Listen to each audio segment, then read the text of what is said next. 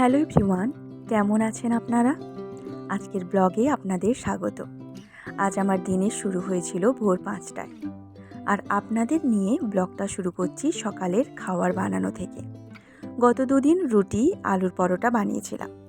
আজ তাই একদম ইজি টু রেডি বাঙালিদের সকলের প্রিয় ঝালমুড়ি দিয়ে সকালের খাবার সেরে নিলাম। দিয়েছিলাম গাজর কুচি, টমেটো কুচি, কাঁচা লঙ্কা কুচি, সেদ্ধ আলু, চানাচুর আর শসা। উপরে একটু সর্ষের তেল ও সামান্য পরিমাণ নুন দিয়ে মুড়ি মেখে নিলাম। মুড়িটা পরে দিলে স্যাঁতস্যাঁতে হয়ে যায় না, তাই সবার শেষে মুড়ি দিয়ে মেখে নিলাম।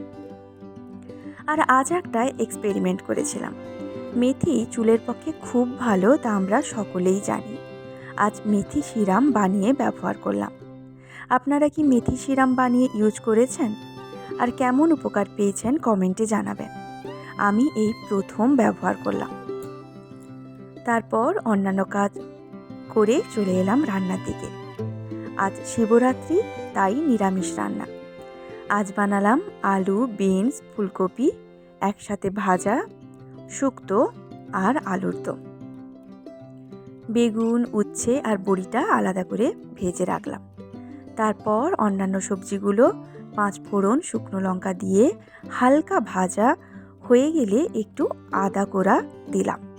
এতে আদার গন্ধটা শুক্তোয় বেশ ভালো লাগে। তারপর টমেটো কুচি দিয়ে ভাজতে দিয়ে দিলাম সর্ষে আর শুকনো লঙ্কা বাটা। কিছুক্ষণ পরে অল্প দুধ দিয়ে নেড়ে জল দিয়ে ঢাকা রাখলাম। রান্না করে নিলাম কিছুক্ষণ, আর তারপর একে একে ভেজে রাখা বেগুন, উচ্ছে, বড়ি দিয়ে দিলাম।